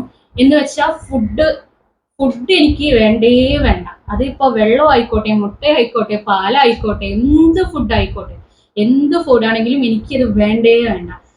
കാരണം എനിക്ക് ആ സമയത്ത് ഇതേപോലെ മാങ്ങ, പുളിയുള്ള മാങ്ങ ഒന്നും ഇഷ്ടമില്ല. പക്ഷെ അത് നമ്മളിങ്ങനെ ഈ ഉപ്പും മുളകും നമ്മളിങ്ങനെ വിനാഗിരി അതുപോലെ തന്നെ വെളിച്ചെണ്ണയൊക്കെ ഇതാക്കിയിട്ട് കഴിക്കാമല്ലോ, അത് മാത്രം ഇങ്ങനെ വായിക്ക് ആ ഒരു വിനാഗിരിന്റെ ടേസ്റ്റ് ഒക്കെ കിട്ടുമ്പോൾ ഒരു ടേസ്റ്റ് പോലെ തോന്നിയിട്ട് അത് കഴിക്കാൻ തോന്നും, 1-2 പീസ്. പക്ഷെ ഫുഡ് ഒട്ടും വേണ്ട, ഒരു ഫുഡും എനിക്ക് ഇഷ്ടമില്ലായിരുന്നു. വെള്ളം പോലും കുടിക്കാൻ ഇഷ്ടമില്ലായിരുന്നു. അപ്പൊ രാവിലെ എണീച്ച് കഴിഞ്ഞാൽ ഈ നട്ട്സ്, അതേപോലെ ഈ ബദാം ഒക്കെ നമ്മൾ രാത്രി തന്നെ വെള്ളത്തിൽ ഇട്ട് വെക്കും, അത് മോർണിംഗ് കഴിക്കണേ. എനിക്ക് അതൊക്കെ അത് വന്നിട്ട് അതിന്റെയൊക്കെ മണം കേൾക്കുമ്പോൾ വോമിറ്റിങ്ങിന്റെ ഒരു ടെൻഡൻസി വരുമെങ്കിൽ പോലും അത്രയ്ക്ക് എനിക്ക് വന്നിട്ടുണ്ടായിരുന്നില്ല. പക്ഷെ ഒട്ടും ഇഷ്ടമില്ല. മുട്ട ഇഷ്ടമില്ലായിരുന്നു, പാൽ, അതായത് ഹെൽത്തി ആയിട്ടുള്ള ആ ഒരു ഫ്രൂട്ട്സ് ഒന്നും ഫ്രൂട്ട്സ് കാര്യങ്ങളൊന്നും എനിക്ക് ഇഷ്ടമില്ലായിരുന്നു. വെള്ളം കുടിക്കാൻ പോലും ഭയങ്കര ഒരു മടിയായിരുന്നു. ഫുഡിന് കേൾക്കുമ്പോൾ തന്നെ നമുക്കൊരു ഇഷ്ടമില്ലാത്ത എന്തെങ്കിലും ഒരു കാര്യം കണ്ടു കഴിഞ്ഞാൽ നമുക്കൊരു വല്ലാത്തൊരു വോമിറ്റിംഗ് വരുന്ന പോലെ ഒരു വല്ലാത്തൊരു മന്ദപ്പ് തോന്നില്ലേ, ആ ഒരു രീതിയായിരുന്നു. ഒരു ഫുഡിനോട് ഒരു താല്പര്യം ഫസ്റ്റ് ട്രൈമസ്റ്ററിൽ ഉണ്ടായിരുന്നില്ല. രാവിലെ നമുക്ക് നട്ട്സ് ഞാൻ മുഴുവനായിട്ട് ഒഴിവാക്കി. അത് കഴിഞ്ഞിട്ട് ബ്രേക്ക്ഫാസ്റ്റ് ഒരു 7 മണിയൊക്കെ ആകുമ്പോഴേക്കും ബ്രേക്ക്ഫാസ്റ്റ് കുക്ക് ചെയ്ത് തന്നാൽ പോലും ഒരു ഇഡലിന്റെ ഹാഫ് അതും ഞാൻ കഴിക്കണത് എങ്ങനെയാ വെച്ചാൽ ഒന്നല്ലെങ്കിൽ എല്ലു വാരിത്തരും അല്ലെങ്കിൽ ഉമ്മ വാരിത്തരണം. അത് കഴിക്കുകയില്ലായിരുന്നു. അത് വല്ലാത്തൊരു അവസ്ഥയായിരുന്നു. അപ്പോൾ അതേപോലെ എല്ലാവരും ചീത്ത പറയുമായിരുന്നു, 2 ബേബീസ് അല്ലേ, നീ ഹെൽത്തി ആയി ഇരുന്നാലേ അത് മക്കൾക്കും നല്ല രീതിയിൽ ഇതാവുള്ളൂ. അപ്പോൾ ഫുഡ് വേണ്ടെങ്കിലും കഴിക്കണം, നന്നായിട്ട് വെള്ളം കുടിക്കണം. ഫ്രൂട്ട്സ് ഒക്കെ ഉമ്മ ഇതേപോലെ ജ്യൂസ് ആയിട്ടൊക്കെ കൊണ്ടുവരും. അത് നമ്മൾ കട്ട് ചെയ്ത് ഷുഗർ ആഡ് ചെയ്യാണ്ട് അത് കഴിക്കുന്നത് തന്നെയാണ് ഏറ്റവും നല്ലത്. പക്ഷെ ഞാൻ അങ്ങനെ കഴിക്കുന്നില്ല എന്ന് പറഞ്ഞിട്ട് ഇത് ഇങ്ങനെയൊക്കെ കൊണ്ടുവരുന്നു. പക്ഷെ ഒരു തരത്തിലും എനിക്ക് ഇഷ്ടമുണ്ടായിരുന്നില്ല. വെള്ളം കുടിക്കുക അങ്ങനെയുള്ള ഒരു ഇതുമില്ല. എന്നാൽ കുടിക്കണം, കഴിക്കണം, അയ്യോ എൻ്റെ ബേബീസിന് എനിക്ക് നല്ല പോലെ ഗ്രോത്തിൽ തന്നെ മുന്നോട്ട് കൊണ്ടുവരണം എന്ന് എനിക്ക് നല്ല ആഗ്രഹമുണ്ട്. പക്ഷെ ഞാൻ കഴിക്കാനായിട്ട് ഞാൻ എൻ്റെ മനസ്സിനെയൊക്കെ തൃപ്തിപ്പെടുത്തി കഴിക്കാൻ എനിക്കത് പോയി ഞാൻ ഇങ്ങനെ വെക്കുമ്പോഴേക്കും എനിക്ക് അയ്യോ അയ്യോ എന്ന് പറഞ്ഞിട്ട് വല്ലാത്തൊരു ഇത് വരികയാണ്. വോമിറ്റിംഗ് വന്നില്ലെങ്കിലും ആ ഒരു വോമിറ്റിംഗ് വരുന്ന ഒരു രീതിയായിരുന്നു. അപ്പോൾ നമ്മൾ അത് കഴിഞ്ഞിട്ട് കുറച്ച് ദിവസം കഴിഞ്ഞതും ഡോക്ടറോട് ഇങ്ങനെ പോയി. എന്നിട്ട് പറഞ്ഞു ഇങ്ങനെ ഫുഡ് ഒന്നും കഴിക്കുന്നില്ല, ഒട്ടും കഴിക്കുന്നില്ല എന്നൊക്കെ പറഞ്ഞപ്പോൾ നമ്മൾ ഡോക്ടർ ചീത്ത പറയല്ലോ, അതെങ്ങനെയാ നീ കഴിച്ചാലല്ലേ 2 ബേബീസിനും നമുക്കത് ഒരുപോലെ കൊടുക്കേണ്ടതല്ലേ, നീ കഴിക്കുക തന്നെ വേണം, എത്ര ഇതില്ലെങ്കിലും കഴിക്കാൻ ഇഷ്ടമില്ലെങ്കിലും കഴിച്ചോ എന്ന് വെച്ചാൽ ഒരുപാട് കഴിക്കണ്ട, ഒരു ടൈം ലിമിറ്റ് കൊടുത്തിട്ട് കുറച്ചായിട്ട് കഴിക്കുന്നു. പക്ഷെ പറ്റുന്നില്ല. അങ്ങനെ ഒരു ഫസ്റ്റത്തെ ട്രൈമസ്റ്ററും സിംറ്റംസ് എന്ന് പറയാൻ ഈ ഒരു ഫുഡ് ഒന്നും വേണ്ടാത്തൊരവസ്ഥയാണ്. ഗർഭകാലത്ത് എൻ്റെ ഉമ്മയാണെങ്കിലും എല്ലാവരും നമ്മുടെ കസിൻസ് ആയിക്കോട്ടെ ഫ്രണ്ട്സ് ഒക്കെ പറയും ഇന്ന ഫുഡിനോട് ഒരു പ്രത്യേക ടേസ്റ്റ് ആണ്, ആ ഫുഡിന് കഴിക്കാൻ തോന്നും. പക്ഷെ അപ്പൊ ഞാൻ തിങ്ക് ചെയ്യും, അയ്യോ 2 ബേബീസ് ഉണ്ടല്ലോ, ഇതെന്താ ഇവർക്ക് ഫുഡ് വേണ്ടേ, ഇവരെന്താ കഴിക്കാത്തത് എന്നൊക്കെയാണ് ഞാൻ തിങ്ക് ചെയ്യുന്നത്. അങ്ങനെ ഫസ്റ്റ് ട്രൈമസ്റ്റർ പോകും. സെക്കൻഡ് ട്രൈമസ്റ്റർ 3 months കഴിഞ്ഞ് 3 months കഴിഞ്ഞതും വോമിറ്റിംഗ് എന്താണെന്നുള്ളത് നന്നായിട്ട് അറിഞ്ഞു. വോമിറ്റിംഗ് എന്ന് പറഞ്ഞു കഴിഞ്ഞാൽ രാവിലെ എണീച്ച ഒരു വോമിറ്റിംഗ്, അത് കഴിഞ്ഞ് എന്തെങ്കിലും കഴിച്ച ഒരു വോമിറ്റിംഗ്, വെള്ളം കുടിച്ച ഒരു വോമിറ്റിംഗ്, പേസ്റ്റ് തട്ടിയ ഒരു വോമിറ്റിംഗ്, അങ്ങനെ ഫുള്ള് വോമിറ്റിംഗ്. അപ്പൊ നമ്മൾ വീണ്ടും ഡോക്ടറോട് പോയി. അപ്പോൾ 3-ാം മാസം എന്ന് പറയുമ്പോൾ മറ്റേ NT സ്കാനൊക്കെ വരുന്ന ഒരു സമയമാണ്. അപ്പോൾ ഓരോ സ്കാനും നമുക്കറിയാം ഭയങ്കര പേടിയായിരിക്കും. കാരണം അയ്യോ എന്തെങ്കിലും കുഴപ്പമുണ്ടാവും. അത് നമ്മുടെ ഓവർ ടെൻഷനാണ് എങ്കിൽ പോലും എനിക്ക് വല്ലാത്തൊരു എനിക്ക് ടെൻഷൻ കൂടുതലുള്ള ഒരു ഇതിൽപ്പെട്ടിട്ടുള്ള ആളാണ്. അതുകൊണ്ട് തന്നെ BP-യുടെ പ്രശ്നമൊക്കെ ഈ ഒരു ത്രൂ ഔട്ട് പ്രഗ്നൻസി എനിക്ക് നല്ല പോലെ ഉണ്ടായിട്ടുണ്ട്. എന്നോട് എപ്പോഴും പോയി കഴിഞ്ഞാൽ എൻ്റെ ഡോക്ടർ BP ചെക്ക് ചെയ്ത് കഴിഞ്ഞാൽ പറയും, ഇങ്ങനെ ടെൻഷൻ അടിക്കരുത്, ടെൻഷൻ അടിച്ചു കഴിഞ്ഞാൽ അത് ബേബീസിനെ ഭയങ്കരമായിട്ട് ബാധിക്കും. നമ്മൾ എത്രത്തോളം ഹാപ്പി ആയിട്ട് ഇരിക്കുന്നു അത് നമ്മുടെ ബേബീസിനും ആ ഒരു ഇത് കിട്ടും. ഈ ടെൻഷൻ അടിക്കരുത് എന്ന് തന്നെ പറയും. പക്ഷെ എനിക്ക് ആ ഒരു 1 to 3 months ഫസ്റ്റ് ട്രൈമസ്റ്ററിൽ ടെൻഷൻ തന്നെയായിരുന്നു. ഫുഡ് കഴിക്കണം എന്ന് ആഗ്രഹമുണ്ട്, പക്ഷെ കഴിക്കാനായിട്ട് പറ്റണില്ല. അങ്ങനെ സെക്കൻഡ് ട്രൈമസ്റ്റർ സ്റ്റാർട്ട് ചെയ്തതോടുകൂടി എല്ലാവരും എന്നോട് പറയുന്നു, അയ്യോ ട്വിൻസ് ആയിട്ടും മറ്റേ വോമിറ്റിംഗ് ഇല്ലേ, അപ്പൊ അത് ഭയങ്കര ഒരു നല്ല കാര്യമാണല്ലോ എന്ന്. അപ്പൊ എന്റെ ഡോക്ടറോട് ഞാൻ പറയുമ്പോൾ ഡോക്ടർ പറയും വൈകാതെ വരും, വന്നു കഴിഞ്ഞാൽ പിടിച്ചു വെക്കാൻ പറ്റാത്ത അവസ്ഥയിൽ നമുക്ക് വരും, അപ്പൊ ചോദിക്കുന്നവരോടൊന്നും പറയാൻ നിൽക്കണ്ട എന്ന് പറയും. സെക്കൻഡ് ട്രൈമസ്റ്റർ സ്റ്റാർട്ട് ചെയ്ത ശേഷം NT സ്കാന് നല്ല രീതിയിൽ കംപ്ലീറ്റ് ആയി, വേറൊരു കുഴപ്പമൊന്നുമില്ല. ഓരോ സ്കാനിങ് കഴിയുമ്പോഴും ഭയങ്കര ഒരു മനസ്സിനൊരു റാഹത്താണ്, അല്ല ഒരു കുഴപ്പമില്ലല്ലോ, എപ്പോഴും ഹെൽത്തി ആയിട്ട് തന്നെ മക്കൾ ഇരിക്കണേ എന്നുള്ളൊരു ഇതും കാര്യങ്ങളൊക്കെ ഉണ്ടാവും. അങ്ങനെ NT സ്കാൻ ചെയ്ത് കഴിഞ്ഞു. ഇതേപോലെ ഇരിക്കുന്ന സമയത്ത് വോമിറ്റിംഗ് ഭയങ്കരമാണെന്ന് പറഞ്ഞപ്പോൾ, കാരണം എനിക്ക് സ്കാനിങ്ങിന് കിടന്നാൽ പോലും, ഇപ്പൊ നമ്മൾ സ്കാനിങ്ങിന് അതിൽ കിടന്നാൽ പോലും എനിക്ക് 5 മിനിറ്റ് ഇങ്ങനെ നിവർന്ന് കിടക്കാനായിട്ട് പറ്റില്ല. ഇങ്ങനെ നിവർന്ന് കിടക്കുമ്പോഴേക്കും ഇങ്ങിട്ട് വയറിങ്ങനെ മേപ്പിട്ടുന്ന താഴേക്ക് അല്ലെങ്കിൽ താഴ്ന്ന് മേപ്പിക്ക് ഇങ്ങനെ ഒരു സംഭവം വരികയാണ്. അത് വന്നു കഴിഞ്ഞാൽ എനിക്ക് വോമിറ്റ് ചെയ്യണം. അപ്പൊ സ്കാനിങ്ങിന് പോലും ഞാൻ കടന്നു കഴിഞ്ഞിട്ടുണ്ടെങ്കിൽ എപ്പോഴും എൻ്റെ കയ്യിലൊരു കവർ ഉണ്ടാവും, എപ്പോഴാണ് ഞാൻ വോമിറ്റ് ചെയ്യണേന്ന് പറയാനായിട്ട് പറ്റില്ല. അങ്ങനെ അതേപോലെ പെട്ടെന്ന് വയർക്കുക, BP ലോ ആവും, BP ഹൈ ആവും, അങ്ങനെ എന്തെങ്കിലുമൊക്കെ ഒരു പ്രോബ്ലംസ് എനിക്ക് ആ ഒരു സമയത്ത് ഉണ്ടായിരുന്നു. എനിക്ക് 5 മിനിറ്റ് ഇരിക്കാനായിട്ട് സെക്കൻഡ് ട്രൈമസ്റ്ററിലായപ്പോൾ പറ്റിയിരുന്നില്ല. കാരണം അപ്പോഴേക്കും ബാക്ക് പെയിൻ ഒക്കെ സ്റ്റാർട്ട് ആവാനായിട്ട് തുടങ്ങി. അപ്പൊ ഡോക്ടർ പറഞ്ഞു കുറച്ച് റിസ്ക് ഒക്കെ ഉണ്ടാവും. ഫസ്റ്റ് പ്രഗ്നൻസി ആയതുകൊണ്ടും ഏജ് അതൊരു മെയിൻ ആയിട്ടൊരു ഇഫക്റ്റ് ആണ്. അപ്പോൾ ഞാൻ 23 ആയിരുന്നു പ്രഗ്നൻസി ടൈമിൽ. 23 സ്റ്റാർട്ട് ചെയ്തിട്ടുള്ളൂ അന്ന്. അപ്പോൾ ഡോക്ടർ പറഞ്ഞു 2 പേരൊക്കെ ഇല്ല, അപ്പൊ അത് കുറച്ച് ബുദ്ധിമുട്ടുണ്ടാവും, കുഴപ്പമില്ല, 2 ബേബീസിനെ കാണുമ്പോൾ നമുക്ക് അതൊക്കെ മാറിക്കോളും എന്നൊക്കെ പറയുമ്പോൾ ആ ഒരു കോൺഫിഡൻസും പിന്നെ നമ്മുടെ ഫാമിലി തരുന്ന ആ ഒരു ഇതൊക്കെയാണ് നമ്മൾ അങ്ങനെ പോകുന്നത്. ചെറിയ ബുദ്ധിമുട്ടുകൾ ഉണ്ടായിരുന്നു. അങ്ങനെ നമ്മൾ കിടക്കാൻ പോലും പറ്റില്ല ഒരു 5 മിനിറ്റ്. പിന്നെ നമുക്ക് ഉണ്ടല്ലോ ലെഫ്റ്റ് സൈഡ് ഒരു നിവർന്ന് കിടക്കാനായിട്ട് പറ്റില്ല, ഒരു സൈഡായിട്ട് കിടക്കണം എന്നൊക്കെ ഉണ്ടല്ലോ. അതൊക്കെ ഞാൻ കൂടുതൽ ശ്രദ്ധിച്ചിട്ടുണ്ടായിരുന്നു. കുറേ വീഡിയോസ് കാണും, ഏത് ഫുഡ് കഴിക്കാൻ പറ്റില്ല, ഏത് ഫുഡ് കഴിക്കണം എന്നുള്ളതിനെ കുറിച്ചൊക്കെ ഞാൻ കൂടുതൽ മനസ്സിലാക്കി വെക്കും. അതൊക്കെ ശ്രദ്ധിക്കാനായിട്ട് ശ്രമിച്ചിട്ടുണ്ട്. അങ്ങനെ ഇരിക്കുമ്പോഴാണ് വലിയൊരു കോംപ്ലിക്കേഷൻസ് എനിക്ക് 3-ാം മാസം കഴിഞ്ഞ സമയത്ത് ഉണ്ടാകുന്നത്. കാരണം ഇക്കാടെ ബ്രദറിന്റെ ഒരു എൻഗേജ്മെന്റ് ഫംഗ്ഷൻ ആ ഒരു സമയത്താണ് വന്നിട്ടുണ്ടായിരുന്നത്. സോ നമ്മളോട് ഡോക്ടർ എല്ലാ മാസത്തെ സ്കാനിങ്ങിന് പോകുമ്പോഴും ഡോക്ടർ പറയുന്നത് കംപ്ലീറ്റ് ബെഡ് റെസ്റ്റ് ആണ്. എന്നാൽ വേറൊരു കുഴപ്പമില്ല, പക്ഷെ മൾട്ടിപ്പിൾ ആയതുകൊണ്ട് തന്നെ നമ്മളായിട്ടൊരു ബുദ്ധിമുട്ട് ബേബീസിന് ഉണ്ടാക്കാനായിട്ട് പറ്റി. നമ്മളോട് എപ്പോഴും ഡോക്ടർ പറയുന്ന കാര്യമാണ് ഒരുപാട് നടക്കരുത്, ഇരിക്കരുത് എന്നൊക്കെ പറഞ്ഞിട്ടുണ്ട്. ഇപ്പോഴത്തെ സ്കാനിങ്ങിൽ നമുക്ക് സെർവിക്കൽ ലെങ്ത് നോർമൽ ആയതുകൊണ്ട് തന്നെ സ്റ്റിച്ചോ കാര്യങ്ങളോ ഇടേണ്ട കാര്യങ്ങളൊന്നും ഇപ്പോൾ പ്ലാൻ ചെയ്യേണ്ട ആവശ്യമില്ല, നമുക്ക് നോക്കാം, വയറ് വലുതാവുന്നതിനനുസരിച്ച് നോക്കാം എന്നാണ് പറഞ്ഞിട്ടുണ്ടായിരുന്നത്. സോ അപ്പോൾ ഞാൻ 1 to 3 months വരെ ഞാൻ എൻ്റെ മക്കളുടെ ഹാർട്ട് ബീറ്റ് കേട്ടിട്ടില്ല കേട്ടോ, കേൾപ്പിച്ച് തന്നിട്ടില്ല. ഓക്കെ, അങ്ങനെ 4 months സ്റ്റാർട്ട് ചെയ്തപ്പോൾ ഇങ്ങനെ ഒരു ഫംഗ്ഷൻ അറ്റൻഡ് ചെയ്യേണ്ടതായിട്ട് വന്നു. അപ്പോൾ നമ്മളോട് ഡോക്ടർ പറഞ്ഞത് എന്താന്ന് വെച്ച് കഴിഞ്ഞാൽ ഫംഗ്ഷനൊക്കെ പോയിക്കോ, പക്ഷെ കുറച്ച് നേരം അറ്റൻഡ് ചെയ്തിട്ട് വേഗം നീ വന്നിട്ട് റെസ്റ്റ് എടുത്തോ, ബാക്കിയുള്ളൊരു കാര്യങ്ങൾ നടത്തിക്കോട്ടെ എന്നൊക്കെയാ പറഞ്ഞു. പക്ഷെ ഞാൻ അന്ന് ഡോക്ടറിന്റെ ആ വാക്ക് അത് ചെയ്യാത്തത് കൊണ്ട് തന്നെ എനിക്ക് ഭയങ്കര ഒരു ബുദ്ധിമുട്ട് ഉണ്ടായിരുന്നു. കാരണം ഞാൻ കുറേ നേരം നിന്നു ഫംഗ്ഷനൊക്കെ ഫോട്ടോ എടുക്കാൻ. കാരണം ബ്രദർ ആണല്ലോ, അപ്പൊ നമ്മൾ കാര്യങ്ങളൊക്കെ ഓടി നടന്ന് ചെയ്യാൻ വേണ്ടിയിട്ട് അപ്പോഴൊക്കെ എല്ലാവരും പറയായിരുന്നു നീ കുറച്ചു നേരം അവിടെ ഇരിക്കി, നീ ഇങ്ങനെ ഓടി നടക്കില്ലേ എന്നൊക്കെ പറയായിരുന്നു. സോ ഇരിക്കുമ്പോൾ അത്രയ്ക്ക് അങ്ങോട്ടൊരു പറ്റാത്തത് കൊണ്ട് തന്നെ നമ്മൾ അങ്ങോട്ടും ഇങ്ങോട്ടും ഡ്രസ്സ്, ഇപ്പോൾ പെൺകുട്ടിക്ക് ഡ്രസ്സ് മാറ്റാൻ അങ്ങനെ കാര്യങ്ങൾക്കൊക്കെ നമ്മൾ ഇതായിട്ടുണ്ടായിരുന്നു. ഫംഗ്ഷൻ നല്ല രീതിയിൽ കഴിഞ്ഞു. പിറ്റേ ദിവസം ആയപ്പോഴേക്കും എനിക്ക് വല്ലാത്തൊരു വയറിന്റെ അടിഭാഗം നല്ലൊരു വേദന വരുന്ന പോലെ, പീരീഡ്സ് വേദനയൊക്കെ വരുമ്പോഴൊരു നമുക്കൊരു ബുദ്ധിമുട്ടുണ്ടല്ലോ, അതുപോലെ ഉണ്ട്. സോ നമ്മൾ പോയി യൂറിൻ പാസ് ചെയ്തപ്പോൾ അപാകത തോന്നിയിട്ട് ജസ്റ്റ് നോക്കുമ്പോൾ ഫുൾ ബ്ലീഡിങ്. അപ്പോൾ ആ സമയത്ത് നമുക്കിങ്ങനെ ഈ ഒരു പ്രഗ്നൻസി സമയത്തൊക്കെ ബ്ലീഡിങ് ഉണ്ടാവുക എന്ന് പറഞ്ഞു കഴിഞ്ഞിട്ടുണ്ടെങ്കിൽ നമ്മൾ പെട്ടെന്ന് തിങ്ക് ചെയ്യുന്നത് എന്തായിരിക്കും, അയ്യോ അബോർഷനായോ, അങ്ങനെയൊക്കെയാണല്ലോ നമ്മൾ ചിന്തിക്കുക. എനിക്ക് അപ്പോഴേക്കും വിറയൽ വന്നു, ഞാൻ മൊത്തത്തിൽ വിയർക്കാൻ തുടങ്ങി, എനിക്കൊന്നിനും പറ്റാത്തൊരു അവസ്ഥ. ഞാനിങ്ങനെ വിളിച്ചു, എല്ലാവരും വന്നു, എല്ലാവരും ഉമ്മാൻ്റെയൊക്കെ കണ്ണ്, ഉപ്പാൻ്റെയൊക്കെ കണ്ണ് നിറഞ്ഞു, ഇക്കൊക്കെ ആകെ ടെൻഷനായി. അത് കഴിഞ്ഞ് നമ്മൾ അപ്പം തന്നെ ഹോസ്പിറ്റലിലേക്ക് പോയി. ഹോസ്പിറ്റലിൽ പോയപ്പോൾ നമുക്ക് എല്ലാ മാസമാണല്ലോ, അതുപോലെ ചെക്കപ്പിന് വരേണ്ടത് മാത്രമേ ഉള്ളൂ. അപ്പോൾ ഡോക്ടർ ചോദിച്ചു എന്താ കാര്യം എന്ന് ചോദിച്ചു, ഇങ്ങനെയാണെന്ന് പറഞ്ഞു. അപ്പോഴേക്കും ഡോക്ടർ എമർജൻസി ആയിട്ട് ലേബർ റൂമിലേക്ക് പോകാനായിട്ട് പറഞ്ഞു. അങ്ങനെ ലേബർ റൂമിലേക്ക് ഷിഫ്റ്റ് ചെയ്തു.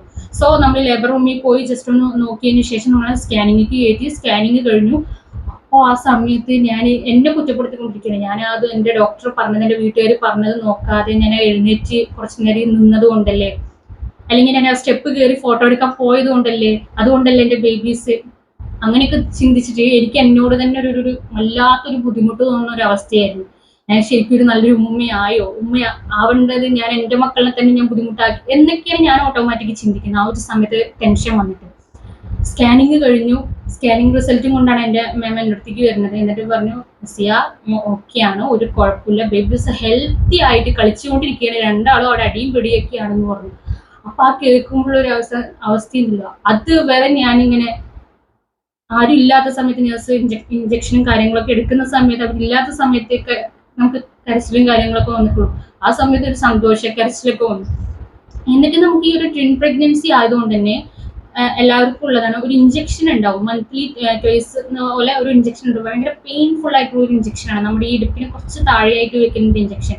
ഒരു റൈറ്റ് സൈഡിലാണെങ്കിൽ പിറ്റത്തെ 15 ദിവസം കഴിഞ്ഞാൽ ലെഫ്റ്റ് സൈഡിൽ അങ്ങനെ ഒരു ഇഞ്ചക്ഷൻ ഉണ്ടാവും മൾട്ടിപ്പിൾ പ്രഗ്നൻസിയിൽ കൊടുക്കുന്നത്. അത് ഭയങ്കര പെയിൻഫുൾ ആണ്. അത് വെച്ച് കഴിഞ്ഞാൽ നമ്മുടെ കാലൊക്കെ ഭയങ്കര പെയിൻഫുൾ ആയിട്ടുള്ള ഒരു ഇഞ്ചക്ഷൻ തന്നെയാണ്. അത് കഴിഞ്ഞിട്ട് നമ്മുടെ ഡോക്ടർ പറഞ്ഞു ബേബീസ് ഹെൽത്തി ആണ്, എന്നിട്ട് ഗ്ലൂക്കോസ് ഒക്കെ കെറ്റി കുറച്ച് അമ്മ ഹെൽത്തി ആയിട്ട് നമുക്ക് വീട്ടിലേക്ക് പറഞ്ഞു വിടാമെന്ന് പറഞ്ഞു. ഓക്കെ, ബേബീസിന് വേണ്ടിയിട്ടല്ല, ഞാൻ ഫുഡേ കഴിക്കുന്നില്ല, സോ ഗ്ലൂക്കോസും കാര്യങ്ങളൊക്കെ കെട്ടിക്കഴിഞ്ഞ് കഴിഞ്ഞാൽ ഹെൽത്തി ആവുമല്ലോ എന്ന് തിങ്ക് ചെയ്ത് ഞാൻ കടന്നു. പക്ഷെ ആ ഒരു 3 ദിവസം ആ ഒരു ഹോസ്പിറ്റലിൽ നിന്ന് എങ്ങനെ പുറത്ത് എങ്ങനെ വീടെത്താം എന്നുള്ള ചിന്തയായിരുന്നു. കാരണം ഫുൾ ഇഞ്ചക്ഷൻ ആയിരിക്കും. ഈ ഒരു ഭാഗത്ത് നമുക്ക് ഇഞ്ചക്ഷൻ ഇട്ടിട്ട് ഗ്ലൂക്കോസ് കയറ്റുന്നുണ്ട്, അതിൻ്റെ ഇടയിലൊക്കെ വന്നിട്ട് ഓരോ ഇഞ്ചക്ഷൻ നമുക്ക് തന്നുകൊണ്ടിരിക്കുന്നുണ്ട്. കൈയൊക്കെ മൊത്തത്തിൽ ഇങ്ങനെ വീർത്തിട്ട് ഇവിടെയൊക്കെ നമുക്ക് അനക്കാൻ പറ്റാത്ത രീതിയായി. അങ്ങനെയൊക്കെ ഇരിക്കുന്ന സമയത്ത് ഒരു 3 ദിവസം കടന്നുപോയി. പക്ഷെ എല്ലാവരും സമാധാനിപ്പിക്കുന്നുണ്ട്, മക്കൾക്ക് വേണ്ടിയിട്ടല്ലേ പറയുമ്പോൾ നമുക്കൊരു ആ ഒരു ഇതുണ്ട്. പക്ഷെ അപ്പോഴേക്കും വയറ് കുറച്ച് വലുതായിട്ടുണ്ടായിരുന്നു. നമുക്ക് ടോയ്ലറ്റിലേക്ക് പോയിട്ട് നമുക്ക് പിന്നെ പോകാനൊക്കെ ഒരാളുടെ ഹെൽപ്പ് എന്തായാലും ആവശ്യം ഉണ്ടായിരുന്നു. പിക്ക് തന്നെയാണ് വരിക, അല്ലെങ്കിൽ ഉമ്മ തന്നെയാണ് വരിക. നമുക്ക് അപ്പോഴേക്കും ക്ഷീണം അങ്ങോട്ട് ഭയങ്കരമായിട്ടുണ്ടായി, നല്ല ക്ഷീണമായി, വൊമിറ്റിങ്. അപ്പോഴേക്കും ഡോക്ടർ എനിക്ക് രാവിലെയും രാത്രിയും കഴിക്കാനായിട്ട് വൊമിറ്റിങ്ങിന്റെ മെഡിസിനും സ്റ്റാർട്ട് ചെയ്തു. സോ ആ മെഡിസിൻ കഴിക്കാൻ തുടങ്ങിയതിന് ശേഷം എനിക്ക് വൊമിറ്റിംഗ് ഇല്ല. അത് കഴിക്കാതെ ഒരു നേരം ഇരുന്ന് കഴിഞ്ഞാൽ പിന്നെ അങ്ങോട്ട് ഫുള്ള് ഛർദിയായിരിക്കും. പക്ഷെ അത് കഴിക്കുന്ന സമയത്ത് എന്തെങ്കിലും എനിക്ക് കഴിക്കാൻ പറ്റിയിട്ടുണ്ടായിരുന്നു ഒരു സെക്കൻഡ് ട്രൈമസ്റ്റർ ആയപ്പോൾ. അതായത് ഒരു ഇഡലിന്റെ ഹാഫ് എന്നുള്ളത് ഒരു ഇഡലി ആയിട്ട് എങ്ങനെയൊക്കെയോ കഴിക്കാനായിട്ട് തുടങ്ങി. ഫ്രൂട്ട്സ് ഒക്കെ, മാംഗോ നല്ല ഇഷ്ടമായിരുന്നു, പഴുത്ത മാംഗോ. മധുരം കുറച്ച് ഇഷ്ടമായിരുന്നു. അപ്പൊ അത് കഴിക്കാനായിട്ട് തുടങ്ങി. അപ്പോഴും എപ്പോഴും ചോദിച്ചിരുന്ന കാര്യം, മക്കൾക്ക് ഒരു പ്രോബ്ലം ഉണ്ടാവില്ല, ആൺകുട്ടിയും പെൺകുട്ടിയും ആവണേ എന്നുള്ളത് തന്നെയാണ്. അപ്പൊ നമുക്കറിയാം, നമ്മൾ കൂടുതൽ ഇങ്ങനെ ഈ ജെൻഡർ പ്രഡിക്ഷന് വേണ്ടിയിട്ട് ഓരോരോ വീഡിയോസിൽ ഓരോന്ന് പറയണത് ഇങ്ങനെ പ്ലാസെന്റ വെച്ചിട്ട് നോക്കുന്നത്, ഹാർട്ട് റേറ്റ് വെച്ചിട്ട് നോക്കുന്നതൊക്കെ, അതൊക്കെ ഒരു കാര്യത്തിൽ ചിലവർ പറയും അങ്ങനെ ആയതുകൊണ്ട് അങ്ങനെ മനസ്സിലാക്കാനായിട്ട് പറ്റി എന്ന് പറയുമ്പോൾ അതിന്റെ ആ വീഡിയോസിന്റെ താഴെ ഒരുപാട് കമന്റ്സ് ഉണ്ടാവും, ഇല്ല അത് അങ്ങനെയൊന്നും അല്ലാതെ എനിക്ക് എന്റെ കാര്യത്തിൽ തെറ്റായിരുന്നു. പക്ഷെ അതൊന്നും നമുക്ക് മുൻകൂർ 100% ഉറപ്പ് പറയുന്ന കാര്യങ്ങളൊന്നും അല്ല. പക്ഷെ എന്റെ കാര്യത്തിൽ അത് കറക്റ്റ് ആയിരുന്നു കേട്ടോ. എന്റെ ത്രൂ ഔട്ട് പ്രഗ്നൻസിയിൽ എല്ലാ സ്കാനിങ്ങിലും ആന്റീരിയർ പോസ്റ്റീരിയർ തന്നെയായിരുന്നു പ്ലാസെന്റന്റെ ഒരു പൊസിഷൻ എന്ന് പറയുന്നത്. ആൺകുട്ടിയും പെൺകുട്ടി തന്നെയായിരുന്നു. ആന്റീരിയർ ആയ പെൺകുട്ടി, പോസ്റ്റീരിയർ ആയ ആൺകുട്ടി, എങ്ങനെയാണല്ലോ പറഞ്ഞത്, അത് എന്റെ കാര്യത്തിൽ ശരിയായിരുന്നു കേട്ടോ. ഓക്കെ, അതൊക്കെ കഴിഞ്ഞിട്ട് 4ാം മാസം സ്റ്റാർട്ട് ചെയ്തു. ക്ഷീണമായി, ഇടുപ്പ് വേദന തുടങ്ങി, താഴോട്ട് അങ്ങോട്ട് ഭയങ്കര പെയിനായി, പുറത്തേക്ക് പെയിൻ വരാൻ തുടങ്ങി. ഫുഡ് കഴിക്കാത്തതിന്റെ കുറെ പ്രോബ്ലംസ് അപ്പോഴും ഉണ്ട്. നല്ല രീതിയിൽ വെള്ളം കുടിക്കാൻ തുടങ്ങി. വെള്ളം കുടിക്കുമ്പോഴും വൊമിറ്റിങ്ങിന്റെ മെഡിസിൻ കഴിക്കുന്നുണ്ടെങ്കിൽ പോലും ഞാൻ ഒരു കുപ്പിയിൽ ഹാഫ് കുപ്പിയോളം വെള്ളം കുടിച്ചാലും, ഒരു ഹാഫ് ലിറ്ററോളം വെള്ളം കുടിച്ചാലും എനിക്ക് വയറ്റിനുള്ളിൽ വല്ലാത്തൊരു അസ്വസ്ഥതയുണ്ട്. എനിക്കിപ്പോൾ ഛർദ്ദിക്കണം, എനിക്ക് കിടന്നാൽ പോലും കിടക്കാനായിട്ട് കഴിയുന്നു. അങ്ങനത്തെ ബുദ്ധിമുട്ടായിരുന്നു. സോ അങ്ങനെ 5ാം മാസത്തേക്ക് കടന്നു. 5ാം മാസം ആകുമ്പോഴേക്കും അനോമലി സ്കാനായി. അപ്പൊ എന്നെ സംബന്ധിച്ചിടത്തോളം വലിയൊരു ഡിപ്രഷൻ സ്റ്റേജ് എന്താണെന്ന് വെച്ച് കഴിഞ്ഞിട്ടുണ്ടെങ്കിൽ, ആ ടൈമിലാണ് ഇക്കാക്ക് പുറത്തേക്ക് ഇവിടെ സൗദിക്ക് പോകേണ്ടതായിട്ട് വന്നത്. സോ അങ്ങോട്ട് പോയി. അപ്പോൾ അങ്ങനെ നമ്മൾ കുറേ വേണ്ട ഈ ഒരു പ്രഗ്നൻസി ജേണിയിൽ കൂടെ ഉണ്ടാവണം, അത് കഴിഞ്ഞിട്ട് പോവാന്നൊക്കെ തിങ്ക് ചെയ്തു. പക്ഷെ ഇപ്പൊ പോയാലും മക്കളായി കഴിഞ്ഞാൽ വേഗം വരാലോ എന്നൊക്കെ തിങ്ക് ചെയ്തിട്ട് ആള് പോകാൻ തന്നെ പ്ലാൻ ചെയ്തു. നമ്മൾ എയർപോർട്ടിലേക്കൊക്കെ പോകുന്ന സമയത്ത് ആളിങ്ങനെ കയറി പോകുന്ന സമയത്ത് ഒരു പിടിച്ചു നിൽക്കാൻ പറ്റാത്തൊരു കരച്ചിലൊക്കെ വന്നിട്ട് ശ്വാസം കിട്ടാത്ത രീതിയിലുള്ള ഒരു കരച്ചിലും കാര്യങ്ങളൊക്കെ ഉണ്ടായിരുന്നു. അത് കഴിഞ്ഞിട്ട് ഫുൾ അങ്ങോട്ട് കരച്ചിലും കാര്യങ്ങളായിരുന്നു. അത് എൻ്റെ ഒരു അപ്പോഴത്തെ ഒരു മാനസികാവസ്ഥ ആയിരിക്കാം. കാരണം എല്ലാവർക്കും അങ്ങനെ തന്നെ ആയിരിക്കും. എല്ലാവരും പറയുന്നത് ടെൻഷൻ അടിക്കരുത്, നീ എത്രത്തോളം ടെൻഷൻ ആവുന്നോ അത് നിങ്ങളെ ബാധിക്കും എന്ന് പറയുന്നത്. അവിടെ നിന്ന് അങ്ങോട്ട് ഞാൻ പിന്നെ എൻ്റെ ഫുൾ പ്രഗ്നൻസി ഞാൻ ചിരിച്ചിട്ടേ ഇല്ല. എപ്പോഴും കരയും തന്നെയാണ്. എപ്പോഴാ വരാൻ പറ എന്ന് പറഞ്ഞ് ഫുള്ള് കരച്ചിലായിരിക്കും. അതേപോലെ ആൾക്ക് നമ്മുടെ അവിടുത്തെ ആ ടൈമിനനുസരിച്ച് വിളിക്കണം എന്നില്ല. രാത്രിയൊക്കെ ആയിരിക്കും കുറച്ച് ടൈം കിട്ടുക. ആ സമയത്ത് വിളിച്ചാൽ പോലും ഞാൻ 1 മണി 2 മണി വരെയൊക്കെ ഇങ്ങനെ വെയിറ്റ് ചെയ്ത് ഇതാക്കും. കോള് സംസാരിച്ചിട്ടേ കിടക്കുള്ളൂ, എനിക്ക് എൻ്റെ വിശേഷങ്ങളൊക്കെ പറയണം. പക്ഷെ ഒരുപാട് നമ്മൾ അങ്ങനെ ചെയ്യാനും പറ്റില്ലല്ലോ. നല്ല ഹെൽത്തി ആയിട്ട് നമ്മൾ ഉറങ്ങണം, കാര്യങ്ങൾ ചെയ്യണം, അങ്ങനെയൊക്കെ കുറേ കാര്യങ്ങളുണ്ട്. അതൊന്നും ഞാൻ ശ്രദ്ധിക്കാതെ സംസാരിക്കണം, എനിക്കിപ്പോൾ വേണം, അടുത്ത് വേണം, അതെല്ലാവർക്കും അങ്ങനെ തന്നെയായിരിക്കും. പക്ഷെ എന്നും കരച്ചിലായിരിക്കും. അപ്പൊ എപ്പോഴും ഇതേപോലെ എന്റെ ഡോക്ടറിന്റെ അടുത്തേക്ക് ചെക്കപ്പിന് പോകുമ്പോൾ എന്റെ ഡോക്ടർ പറയും, ഇത് റിസ്ക് ആണ്, ഇങ്ങനെ കരയരുത്, ടെൻഷൻ അടിക്കരുത്, എന്റെ BP ഹൈ ആണ്, BP ലോ ആണ് ചില കേസുകളിൽ. അതേപോലെ ഭയങ്കര ടെൻഷൻ കാണുന്നുണ്ട് ബോഡി. കാരണം ഞാൻ നല്ലൊരു ഏകദേശം വെയിറ്റ് ഉള്ള ഒരു വ്യക്തി ആയിരുന്നു. എന്റെ പ്രഗ്നൻസിയിൽ ഞാൻ നന്നായിട്ട് മെലിഞ്ഞു. ഇപ്പോഴാണ് എനിക്ക് ഇങ്ങനെ ആയത്, കുറച്ചെങ്കിലും മെലിഞ്ഞത്, മെലിഞ്ഞ് നല്ല അവസ്ഥയായി. പക്ഷെ മാഷാ അല്ലാഹ് എന്റെ എല്ലാ സ്കാനിങ്ങിലും പടച്ചവന് മക്കൾക്ക് ഒരു കുഴപ്പമില്ല. എന്നാൽ ഞാൻ അവർക്ക് വേണ്ടിയിട്ട് ഫുഡ് കഴിക്കണം എന്ന് ആഗ്രഹിച്ചാൽ പോലും എനിക്ക് കഴിക്കാൻ പറ്റുന്നില്ല. പക്ഷെ മക്കൾക്ക് ഒരു ബുദ്ധിമുട്ടും ഇല്ല, എല്ലാ സ്കാനിങ്ങും കറക്റ്റ് ആയിട്ട്. അങ്ങനെ ഇരിക്കുമ്പോൾ 5ാമത്തെ അനോമലി സ്കാനിങ്ങിന്റെ ടൈം ആയിട്ടിരിക്കുന്ന സമയത്ത് എപ്പോഴും എന്നെ കുളിപ്പിക്കാനായിക്കോട്ടെ കാര്യങ്ങളൊക്കെ എൻ്റെ ഉമ്മച്ചി തന്നെയാണ് ചെയ്തു തന്നിട്ടുണ്ടായിരുന്നത് കേട്ടോ. കാരണം എനിക്ക് ചെയ്യാനായിട്ട് കഴിയും, എന്നാലും കുനിഞ്ഞിട്ട് നമുക്ക് പറ്റാത്തത് കൊണ്ട് തന്നെ ഉമ്മയാണ് എല്ലാ കാര്യങ്ങളും ചെയ്തത്. ഡോക്ടർ അത് ചെയ്തോളാൻ പറഞ്ഞു. ആളങ്ങനെയൊക്കെ പറയും, അവളെ ഒറ്റയ്ക്ക് ചെയ്യാന്ന് പറഞ്ഞാലും ഉമ്മച്ചി തന്നെ ചെയ്ത് കൊടുക്കണം എന്നൊക്കെ പറഞ്ഞുകൊണ്ട് ഉമ്മയാണ് എല്ലാ കാര്യത്തിലും ഓടി നടന്ന് ചെയ്യും. കൂടുതൽ നമ്മൾ ബെഡ് റെസ്റ്റ് തന്നെ ആയിരുന്നല്ലോ. ഇപ്പൊ ഉപ്പയാണെങ്കിലും ഉമ്മയാണെങ്കിലും ഫുഡും കാര്യങ്ങളും ജ്യൂസ് വെള്ളം ആയിക്കോട്ടെ ഒക്കെ വന്നിട്ട് എണീക്കാനായിട്ട് സമ്മതിക്കില്ല. അവിടെ തന്നെ തന്ന് ഇതാക്കിയിട്ട് അങ്ങനെ പോകും. നമ്മൾ ടോയ്ലറ്റിന്റെ ഒരു ആവശ്യത്തിന് മാത്രമേ എഴുന്നേറ്റ് നടക്കാറുള്ളൂ. അങ്ങനെയാണ് ചെയ്തിട്ടുണ്ടായിരുന്നത്. പക്ഷെ ഇതേപോലെ സെർവിക്കൽ ലെങ്ത് ഒക്കെ നമ്മൾ ഓരോ സ്കാൻ ചെയ്യുമ്പോഴും സെർവിക്കൽ ലെങ്ത് ഒക്കെ നോർമൽ തന്നെയായിരിക്കും. സ്റ്റിച്ച് ഇടേണ്ട ആവശ്യമൊന്നും വന്നിട്ടില്ല. അങ്ങനെ ആ ഒരു 5-ാം മാസത്തേക്ക് കിടന്ന സമയത്ത് വേറൊരു വലിയ ബുദ്ധിമുട്ട്. ഉമ്മയൊക്കെ വന്നിരിക്കുന്ന സമയമായിരുന്നു. അപ്പൊ ഇതേപോലെ ഒരു ഫുഡിന്റെ കാര്യം എന്തൊക്കെയോ റെഡിയാക്കുന്ന സമയത്ത് ഉപ്പ വരാന്ന് പറഞ്ഞ് പോയതും ഞാൻ എന്തോ ഒരു ആവശ്യത്തിന് ഇങ്ങനെ വെളിയിലേക്ക് ഇറങ്ങിയതാണ്. അപ്പോ ഞാൻ ബാത്റൂമിൽ ജസ്റ്റ് ഒന്ന് കാല് വഴുക്കിയിട്ട് നല്ലൊരു വീഴ്ച കമിഴ്ന്നടിച്ചില്ല, ബേക്കോട്ട് വീണപ്പോ ഞാൻ ആ വീഴ്ചയിൽ എന്റെ വയറിങ്ങനെ പെട്ടെന്നൊന്ന് മുകളിലേക്ക് പുഷ് ചെയ്ത് വരുന്ന ഒരു ഫീല് എനിക്ക് തോന്നിയിരുന്നു. വീഡിയോയിൽ ഇത്രയേ ഉള്ളൂ. കുറച്ചെല്ലാം എനിക്ക് ആയിട്ടുണ്ട് വീഡിയോ. മാക്സിമം കട്ട് ചെയ്യാൻ പറ്റുമോ എന്ന് നോക്കട്ടെ. കട്ട് ചെയ്യുന്നില്ലെങ്കിൽ ഒരു സ്റ്റാർട്ടിങ്ങും എൻഡിങ്ങും ഇല്ലാത്ത രീതിയിലാവും.